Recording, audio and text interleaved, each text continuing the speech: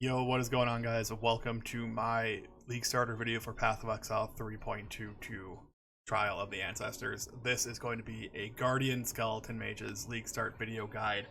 We take you all the way from leveling to endgame, multiple different trees, everything you need to know about the new Guardian rework, so some of the new support gems, everything I'd plan to do to get this build off the ground and be probably the best Skeleton Mages has ever been. In the background, you'll see this build as a Necromancer. A worse Ascendency, now with the new reworked Guardian, at least we hope so, on a 5-link, taking on a very juiced up Baron in a T16 map, obviously. So, even on a 5-link, super unoptimized, this is basically my League starter. From last week, Absolution was just a Flesh Crafter thrown on. This is a great starter, and I can't wait to get into this video guide, so let's do that now. Alright, as mentioned in the intro there, we are doing a Skeleton Mage League starter for Path of Exile 3.22 Trial of the Ancestors. But we were taking it a step into the wild direction. We're playing as the newly reworked Guardian Ascendency. And this is going to be my entire build breakdown, League starter, leveling to endgame, everything I'm going to try to do, everything I think about the build, everything I'm looking to do with the new support gems, new reworked Guardian Ascendency. Now I'm going to implement all of these into my build. This is gonna end up being a very long video, so I'm gonna ask right away at the beginning, if you find any of this helpful along the way, click the like button, subscribe, and leave a comment down below. Let me know what you think of the build. As you saw from the intro there, even on a super sub-optimized 5-link, we were able to take care of a pretty nasty Baron. Granted, this is a League starter, so that's not like a 3-second kill, but it was perfectly comfortable. This build will have better defenses, will do more damage, and be way more optimized, and be on a 6-link. So that's a good start there alone. Let's jump into this. I do need to put a disclaimer on this build, of course, and there's a couple of them. One, this is a reworked Ascendency. If you are not up to playing a reworked Ascendency, it's fine. This build works perfectly fine on Necromancer, and you can play that instead. So we have a reworked Ascendency with a bunch of new nodes. We have a new support gem that's going to be heavily featured in this video. That is the Fresh Meat support gem for Minions.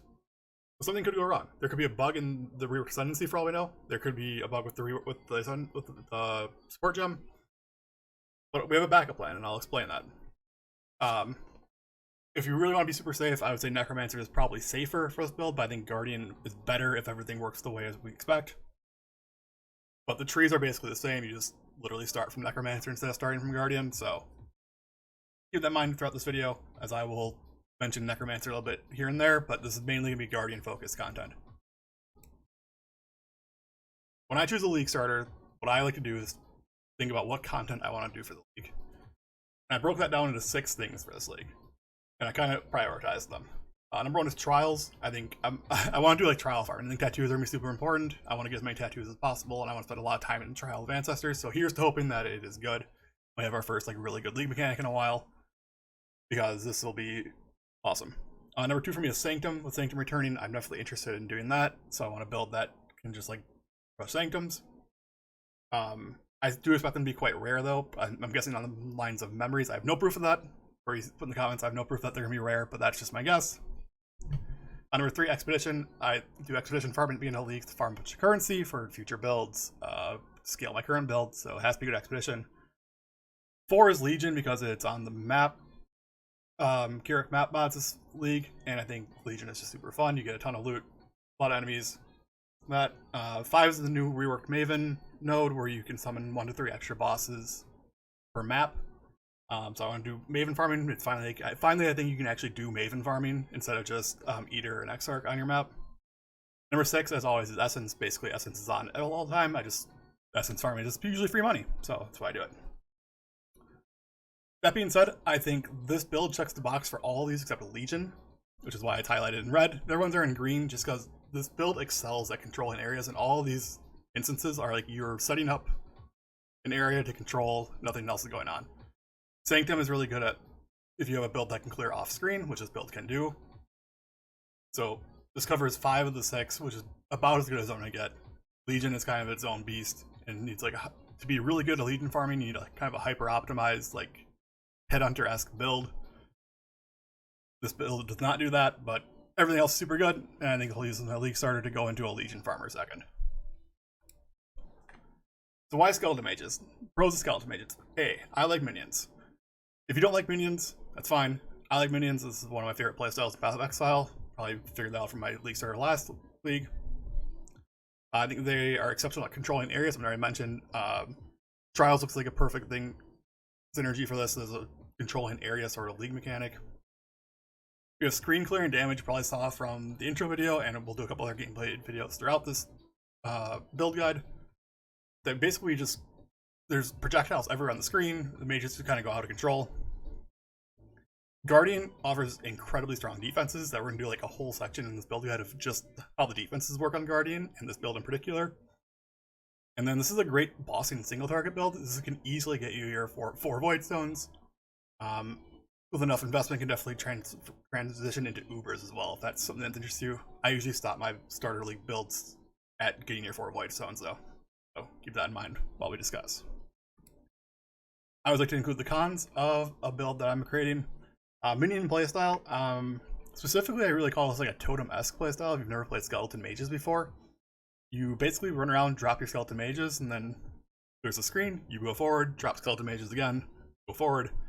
Skeleton Mages they move pretty slow, and they basically are trying to just like destroy everything around them. They basically start firing as soon as they're spawned. They don't have to walk to the enemy. Another reason you can play this, if you're not interested in playing a lot of new stuff and you want a much cozier league start that you know is going to work, I'm pretty sure this is going to be fine, but I'll throw that out there. This isn't a particularly fast build. You're not playing one of the speed classes. You're not a raider. You're not a ranger. Ascendency. You're not going super fast. Basically, we're not using onslaught. Our only source of movement speed is movement speed boots and a quicksilver flask. We do use shield charge though, so we get around pretty good. This is a good mapper, but not a speed clearing, kind of along with that fast line. We're not doing big explosions. Our minions are just kind of clearing everything on the screen as we go. This build suffers some visual clarity issues. You probably saw that in the intro video. There's a lot of things going on the screen once it's hard to tell if you're standing somewhere you shouldn't be. And the last thing, minion builds historically have a lot of buttons, and this one is no exception. This is probably the most buttons I've ever used on a minion build or a build in general. And I'll be talking about that kind of in depth of how I'm going to set up my buttons on my skill bar. And then let's talk about why Guardian. And the honest answer to this question is because it's new. But here's the scientific reasons, I guess. Personal defenses are fantastic on Guardian. The newly reworked Time of Need and Bastion of Hope have really bolstered this into a kind of okay defenses to like really good defenses. The new minions seem promising. Super interested in Unwavering Crusade, probably a little bit more so than Radiant Crusade. I'll be talking about both of those and how I'm going to use them. Templar is a vibe. Old dude without pants. It's kind of like an interesting dude. I'm just kidding. It's kind of a meme. But Guardian's pretty underplayed. And with the rework, this is the perfect time to try to bring it around. I think this build actually works out quite well. Just play the same build on Necro if you're concerned about Guardian. If you are like really concerned that the build's not going to work, you can play it on Necromancer and you'll be perfectly fine.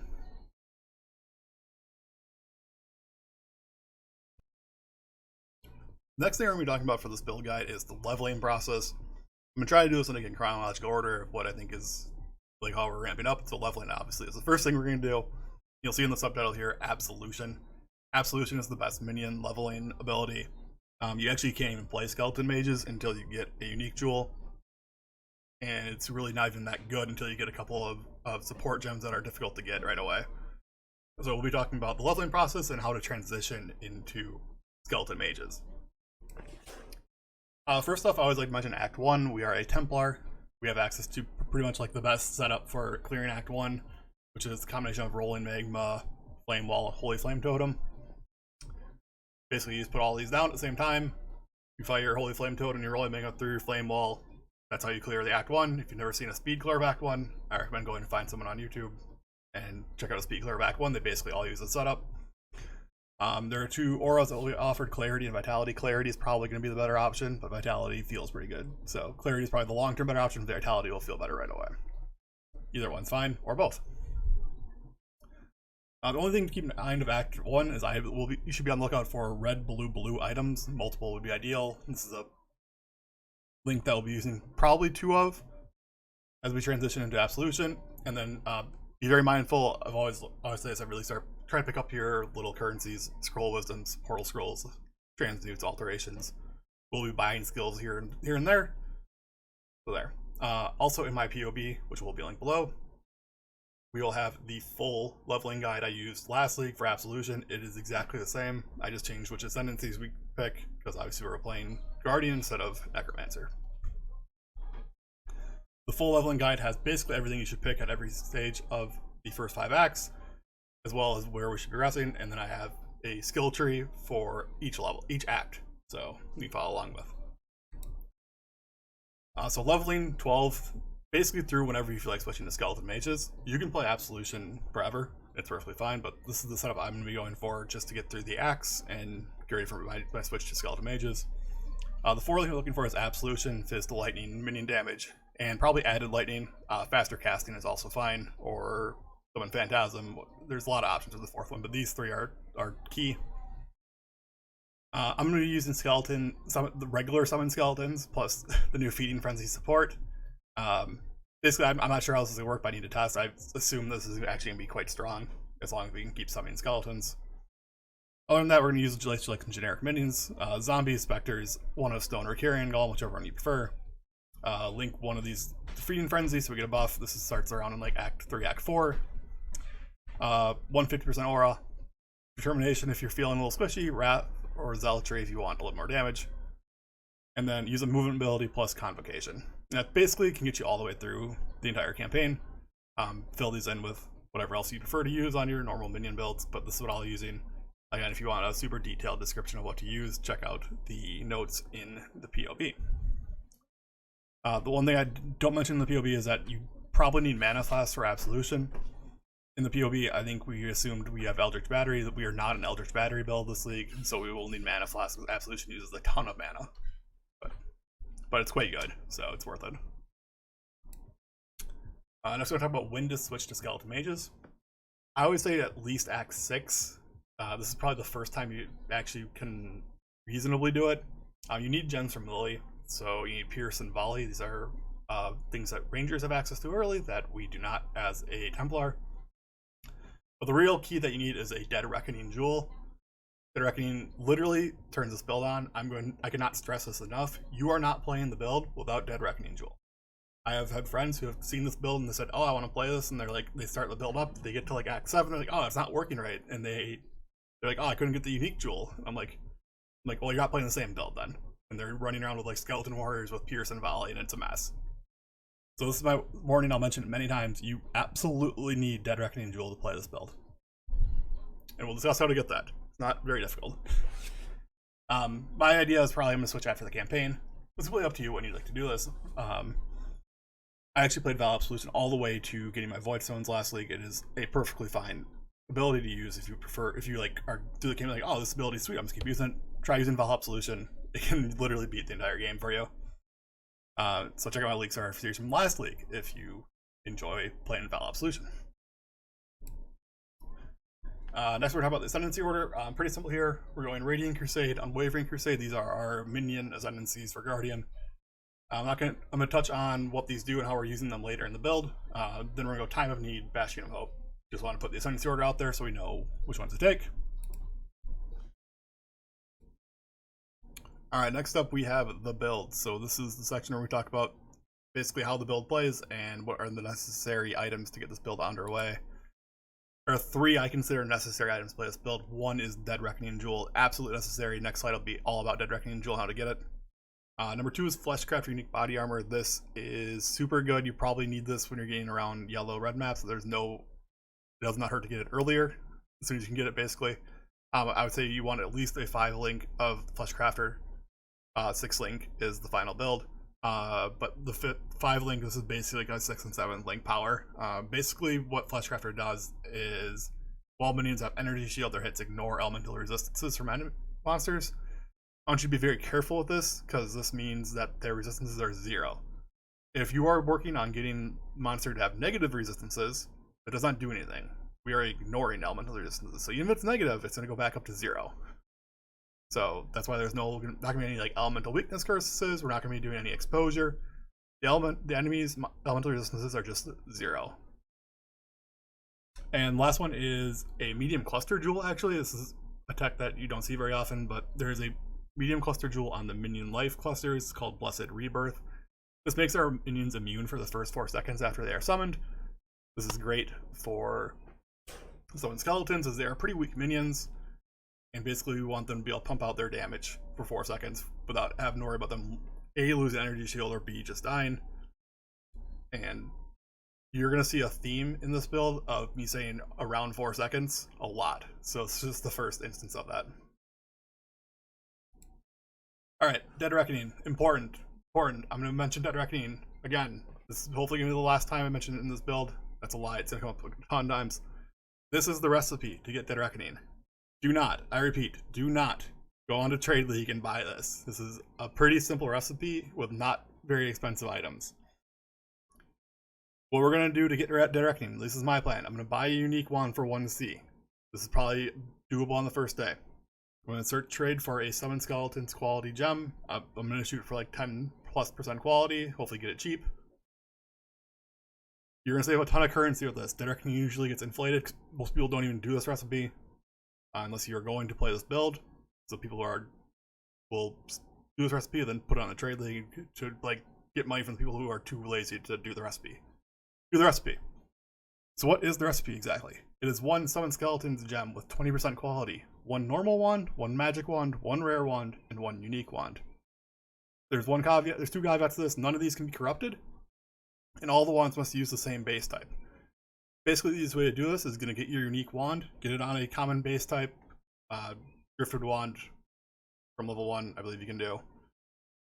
Get your unique wand, go to the vendors and buy a normal wand of the same base type 3 times.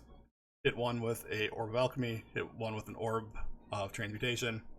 Boom, you have your normal wand, rare, unique wand. Save your GCPs and try to buy a somewhat qualitied up Summon Skeletons gem. And then get it. Like, I'm going to try to buy a like 10 to 15% quality gem and use my first, 5 to 10 GCPs to get it to 20%. That's my plan. If you can get one that's 20% for cheap, go for it. I think it's going to be cheaper to get one for like 10 to 15, and then you just use my first 2 GCPs to get this gem. Again, you are not playing this build if you do not have Dead Reckoning. You are not playing this build if you don't have Dead Reckoning. This is my warning. I know I've said it a lot.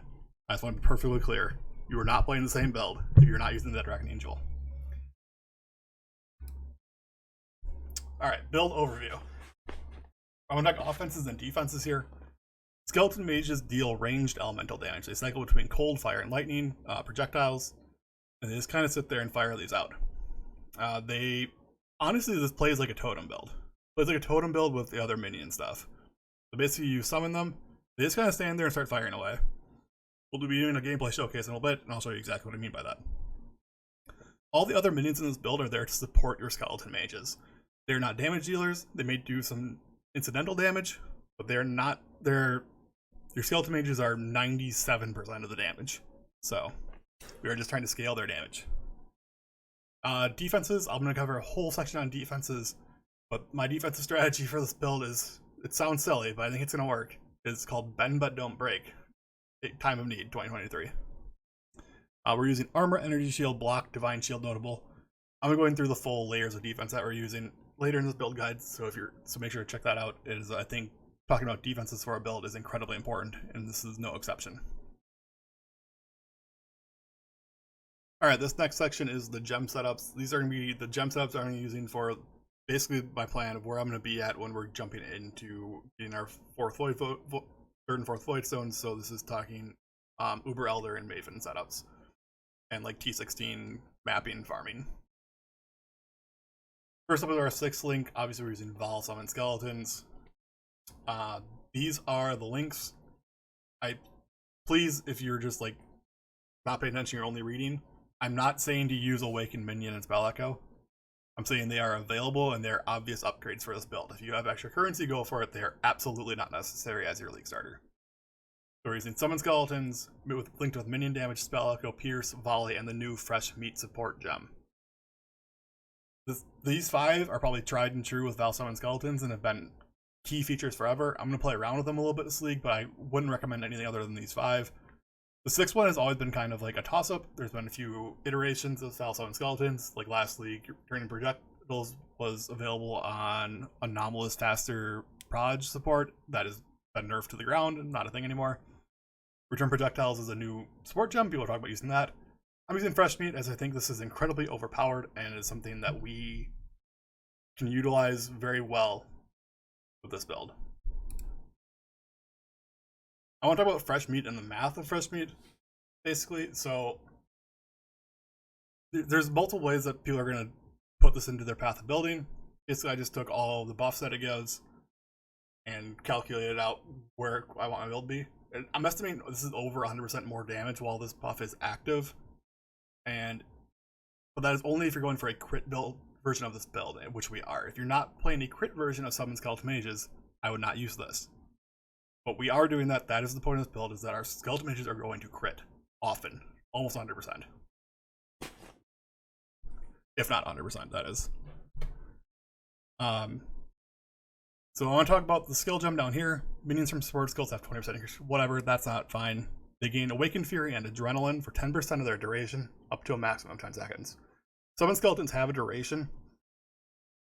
When I did some testing on this, all I did was slap in Summon Skeletons and Fleshcrafter onto an Absolution build.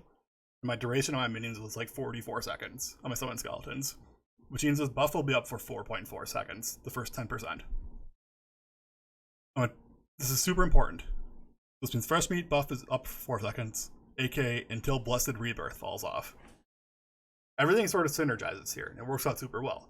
Blessed Rebirth makes our minions not damaged for the first 4 seconds. That's what recently means, is the first 4 seconds. Fresh Meat falls off after 4 seconds. Then we resummon more immune skeletons to deal damage with the Fresh Meat buff active again.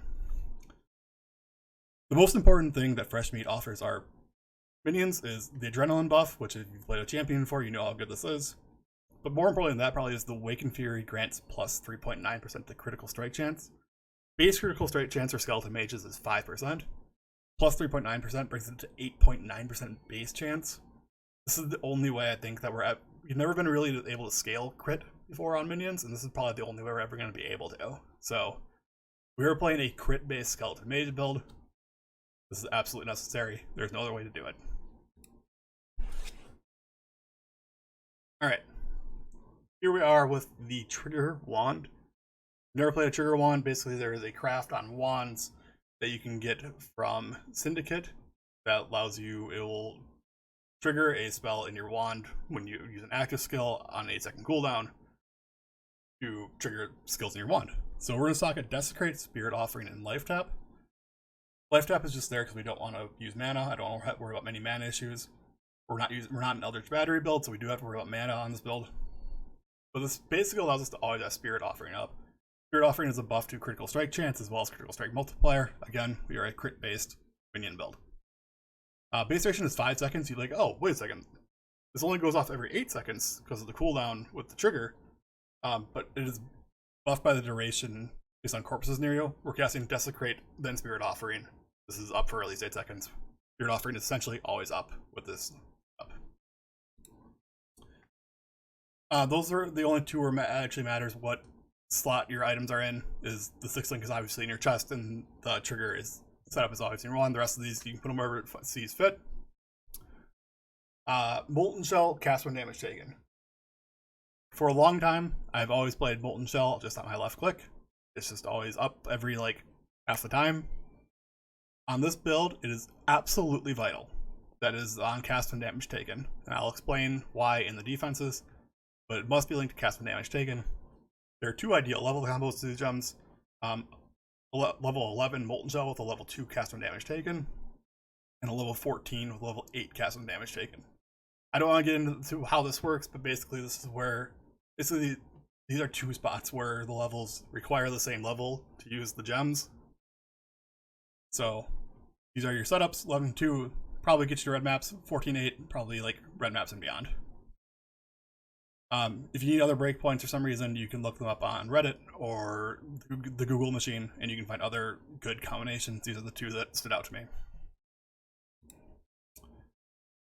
Next up, we're going to have Golem with Feeding Frenzy. You'll notice there's a lot of 2 links in this build.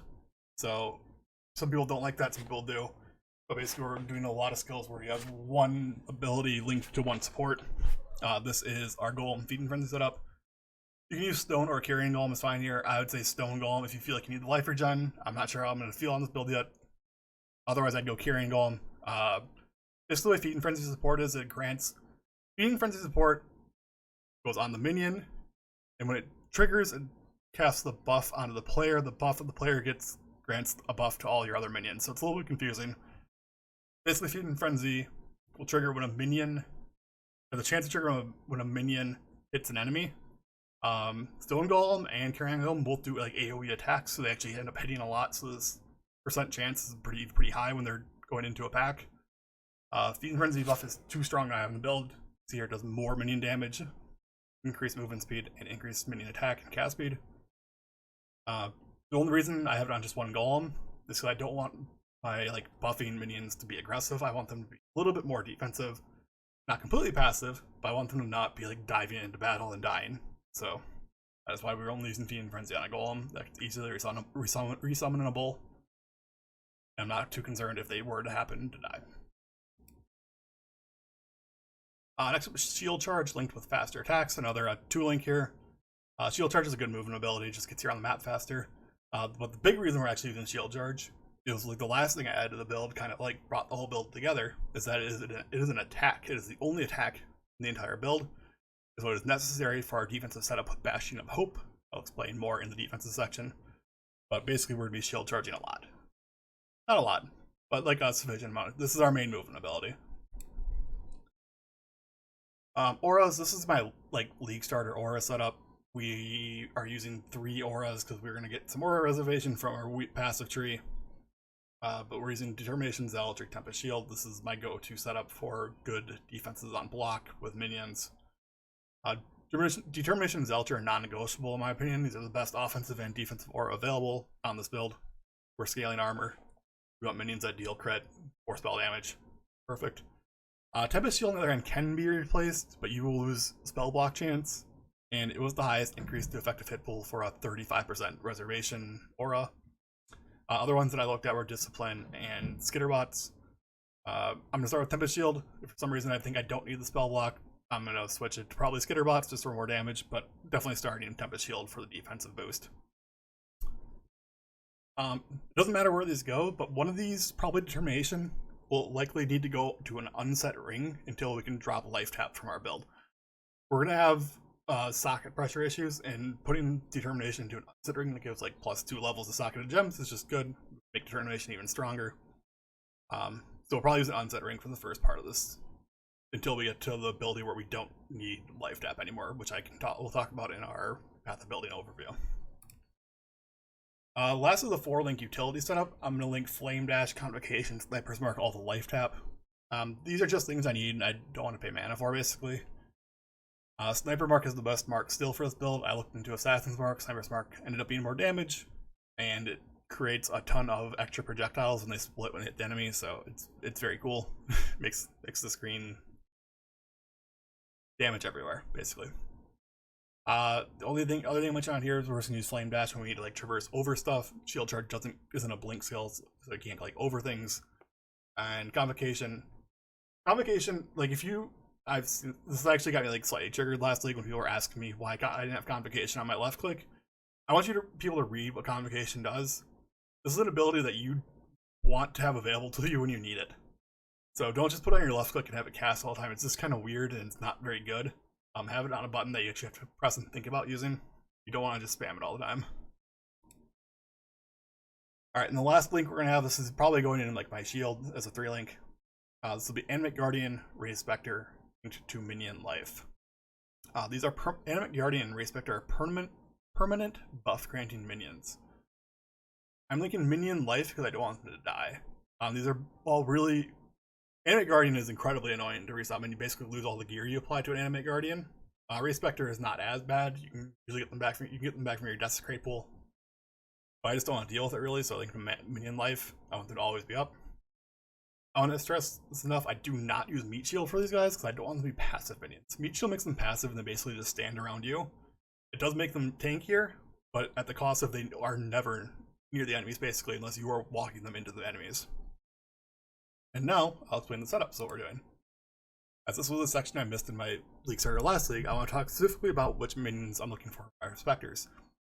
This is the order that I'm looking at. Of course, we got the tried and true Carnage Chieftain, Host Chieftain from Ashen Fields in Act 7. They grant frenzy charges and power charges to all minions and players, or all allies. My third one I'm going for is Wild Bristle Matron. This is from Harvest. Wild Bristle Matron applies an action speed debuff to enemies that is insanely powerful. This is probably the best defensive minion available. And I want to be tankier, so this is a huge help. The fourth one I'm probably going to use is Primal Crush Claw. It's another Harvest minion. It applies an increased cold damage taken effect. We do cold damage 33% of the time, roughly, with our Skeleton Mages, and pretty good. It's a very tanky minion. Honor Module Pale Seraphim basically just applies an increased damage taken, debuffed enemies, and like increases our damage. Very, very strong. It's harder to get. It comes from beyond, and it like disappears very quickly off the ground. Most people get this by like going into global chat and asking if somebody has one available. But if you're playing like solo Self-Found, these are the four that I'm definitely gonna go with. Animate Guardian setup. Animate Guardian is like one of my least favorite abilities in the game, but it's incredibly powerful. I don't like having this like pseudo hardcore mechanic. So when Animate Guardian dies, all the items equipped Animate Guardian also go away, so it can get pretty expensive. This is like my super budget, getting Animate Guardian off the ground and feeling pretty comfortable about its life setup. Weapon is Dying Breath. It does increase damage and increase curse effect to increase damage taken to enemies and increase curse effect of nearby enemies. So it's a pretty good damage increase. Obviously Kingmaker is the best weapon for Animate Guardian, but it is incredibly expensive and rare, so I'm not going to include that in a League Starter. Bardy Armor, I use Gruthgul's Pelt. It's a massive life per second regeneration, which is exactly what you want to Animate Guardian. Animate Guardian is like our most important minion to keep alive at all times. Gloves, we use the Southbound Unique Gloves. These are usually pretty cheap. They provide a massive HP buff to our Animate Guardian. Helmet, we're using a Leer Cast, which has increased damage aura. It's like 50% increased damage aura to all allies or nearby allies. And our boots are just gonna be like normal rare boots with the Exarch mod, or either the mod that drops brittle ground 2 seconds. This is probably the most important item for Animate Guardian as far as damage increase. Brittle ground increases base crit chance of the enemy standing on brittle ground. This is why we don't want our Animate Guardian standing by us. We actually want it going out and doing stuff. They'll just drop brittle ground around the enemies, increasing the amount of critical strikes they take. So this is super important. Next, we're going to talk about the gameplay loop and then do a quick demonstration. But this is basically the loop. We're going to cast Summon Skeletons every 4 seconds for the Fresh Meat buff to apply. We're going to Shield Charge roughly every 4 seconds for block chance. Sentinel Radiance is the new minion that's unfortunately not permanent on the Guardian, but my estimated like duration time on it is going to be about 35 to 40 seconds, or it's going to cast it whenever it's about to expire. I use Sniper's Mark and Vaal Skellies for large enemies / bosses, and then Convocation Flame Dash as needed. Convocation to get my minions out of bad spots or take them with me when I Flame Dash over stuff. So with that, let's jump into a quick gameplay demonstration of what this looks like. Alright, so this is the same build we have from our intro. It's now in standard because everything got moved to standard recently, but this is a Necromancer. Basically I have it set up the way I would have my Guardian set up, and we are going to go over the gameplay now. I actually wanted to mention the buttons quickly because this is the thing important that we don't usually see talked about. There's a ton of buttons to press on this build, and I want to talk about how I set them up. Left click, move only. Again, we're not using Molten Shell, it's on cast when damage taken. My right click is Summon Skeletons. I have dash on just another mouse button here, just there when I need to dash. I have Vaal Summon Skeletons as my Q. This is needed for big boss enemies right next to Sniper's Mark, which is also needed. So basically I'll do Vaal Summon Skeletons and then W on the boss for Sniper's Mark. Shield Charge on E just to get me around faster. Convocation on R, that's what I needed. And then on T, this is where my Sentinel of Radiance will go when we are playing a Guardian. But this is going to be the gameplay loop. I'm going to try to talk about this and play at the same time, so forgive me when I inevitably die. Because I'm not playing the right Ascendancy for this build. And I'm using the wrong minion. And I don't have the right Spectres. But let's go on into 5-link. But let's go through a T16 Cemetery. Basically, we're going to Shield Charge, drop our minions. Drop our minions, Shield Charge. I want to do a little counting too, because people were saying that it's going to be really painful to do this every 4 seconds to keep fresh meat up. So our drop our minions, start counting. 1, 2, 3, 4. Basically, by the time 4 seconds passes, I want to move my minions anyways. We're also shield charging every 4-ish seconds so that we can keep up our chance to block using Bastion of Hope. The only other thing that we'd be weaving in here on Guardian is our Sentinel of Radiance every 35 to 40 seconds. And let's take a look at what the boss looks like. So we summon our Vaal Skeletons, mark the boss. We're going to keep shield charging around. We're going to recast, and that is the map, basically. So that is a T16 Cemetery map on a 5-link of this build. Super unoptimized, using the wrong Spectres, using basically an Absolution setup. The only thing we did is we took Vaal Summon Skeletons and put it onto a Flesh Crafter in a 5-link on a Absolution build. So, but that's the gameplay loop. Mapping's actually super easy. We see we do a ton of boss damage. We never actually even saw him take damage. We were just kind of off screen doing our own thing. But that's the gameplay loop, and it's a playstyle that I really, really enjoy. Alright, last thing I'm going to talk about before we dive into the PoE for the build is the defenses setup, because the defenses, I think, deserve their own talking point. Anytime you see a build guide, we should talk about defenses a little bit at least. The defenses for this build are super new, as we're using a lot of reworked ascendancies to get our defenses where we want them to be. When I talk about defenses, I always talk about layers of defense. I call this bend but don't break layers of defense. So basically we're using a lot of armor. Guardian has natural ability to stack armor very well. We're using block chance with Bastion of Hope. We're using energy shield with Divine Shield. Molten Shell on Casting Damage Taken, Time of Need, and Sentinel of Radiance is the first minion we get from our Ascendancy nodes that gives us the 10% damage mitigation from hits. Or it takes 10% of the damage from hits, so basically 10% damage mitigation from hits. I'm going to go over a few of these that I find important or aren't super obvious and how they're going to work together. First up is Bastion of Hope. Shield charge applies the attack block increase, so that is our attack. So if we are going to attack with shield charge, every other one of our abilities is a spell, so we're going to be casting spells almost constantly. So basically, as long as we're doing a shield charge every 4 seconds, we'll have both 25% chance to block and 25% chance to block spell damage and attack damage.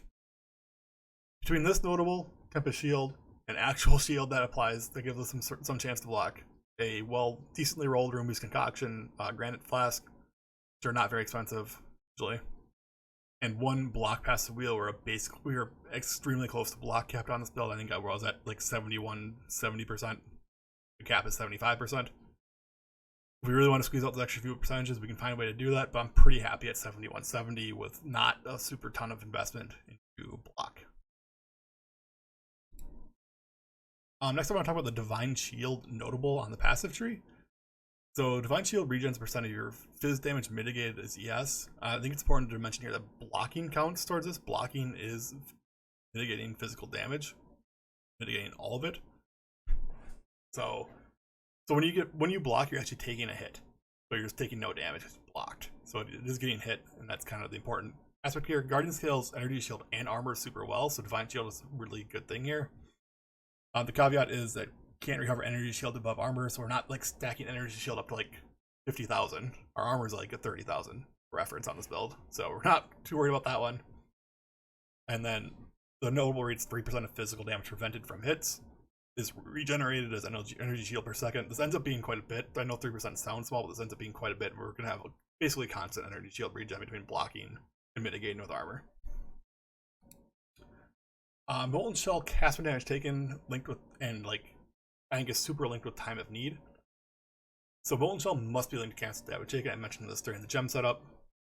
This will save us until Time of Need procs us to recover. So basically Molten Shell gives us the giant buff. The Molten Shell takes damage from us, basically. So at this point we're thinking of, we're getting hit. We've taken enough damage that we're probably taking like 1,000 damage if we have like a 14-8 setup on our cast and damage taken. Running in 1,000 damage of hits. This proc, Molten Shell procs. Its duration is about 5 seconds. In every scenario, by the time Molten Shell has expired, our Time of Need has gone off. It has removed all the curses and elemental ailments from me, and it has regen me to 100% life. And also during this time, Divine Shield is recovering my energy shield. I think this is going to be a super defensive layer. The only time we really need to be worried is when Molten Shell is on cooldown. Molten Shell is on cooldown for like 4 seconds. So when Molten Shell goes off, make sure to like realize for the like next 4 seconds of your time that you don't have that safety net of Molten Shell. You try to be a little bit safer. I know it's gonna come up because it's come up already. That elemental ailments are bad, they feel bad, and why would we want to wait 4 seconds for them to go away? And what I want to say about that is we are going to be freeze and shock immune. These are the two that I consider really bad elemental ailments. Freeze, obviously, we can't do anything. We're just stuck where we are. And shock. Biggest way this build will die is getting one-shotted. Shock will make us get one-shotted more often, so we won't be shock immune. We're going to get freeze immunity from the Brine King Pantheon. Basically until we can figure out another way to get freeze immunity, and then we're going to use shock immune from Tempest Shield.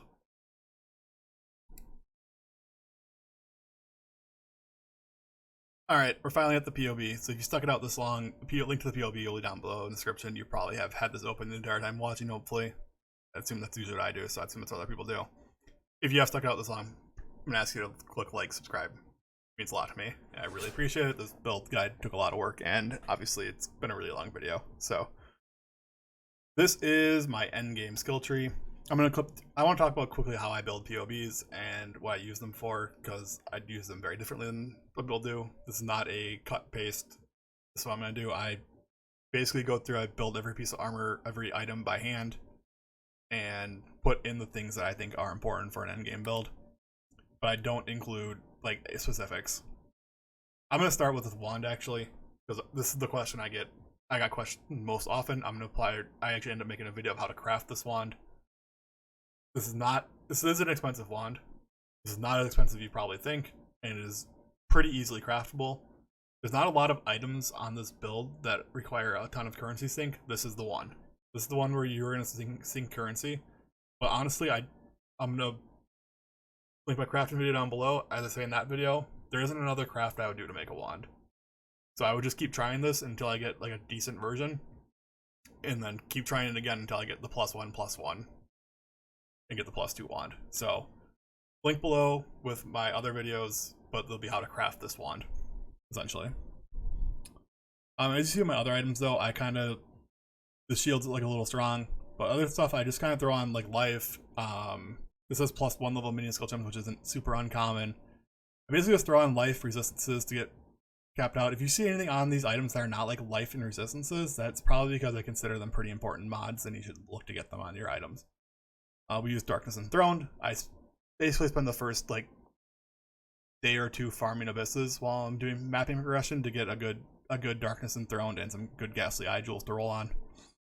These are super mid Ghastly Eye Jewels. Basically, the only mods we're looking for is life and the increased damage if you used minions recently. And then 2 other good mods is fine. Minion increased attack cast speed, minion added damage are all good. But that's kind of what I do when I build trees. Or build POBs, I put just the things absolutely necessary need, and then the things to cap out my resistances on the items. So that's what I mean when I say don't copy paste this. Obviously, some of these items aren't even good. Some of these are items you probably can't even get because they don't have enough mods. Like this Onyx Amulet, you literally you would not even use this, right? You'd at least craft something on it. Okay. Skills, you'll see some skills active here. I want to point out I have a soccer group called Elemental Relics. I am 99% sure that you can have all the Elemental Relics at one time, and I am assuming that they'll be level 20 when we're like level 85. If that changes, I will update the POB or we get some confirmation. Otherwise, I will update the POB to fix that. But this is my assumption, and I have to go with my assumption from this. If you don't want to use these, turn them off, I guess. But that's literally part of the build, so I don't know how we're going to go around that.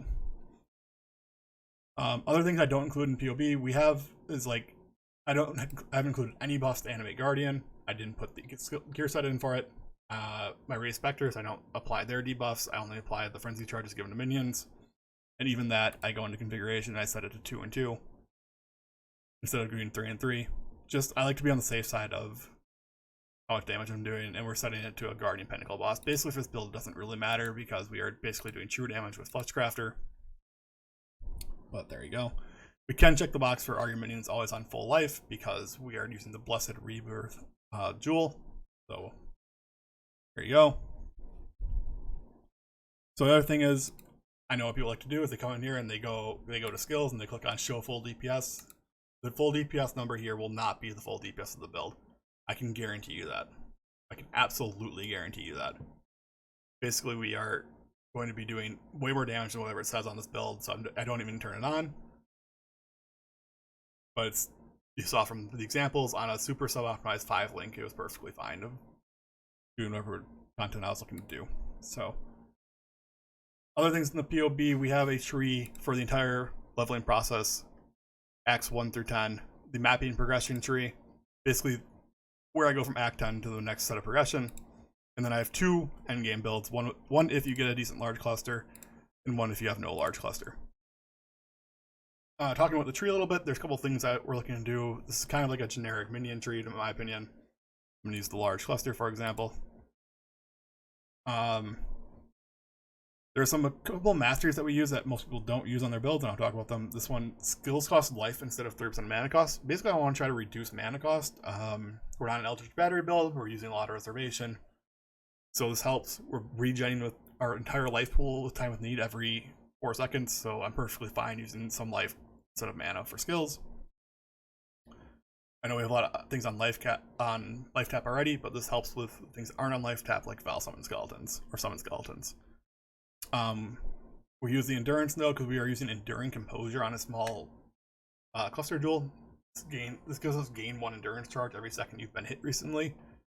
So basically that means all the time, because we're blocking 75% of the time, or 70%, and block is the same as getting hit. Cover counts as being getting hit, so we're just gaining endurance charges. We're basically at 4 endurance charges, 3 seconds to no map. Other than that, this is a lot of basic stuff.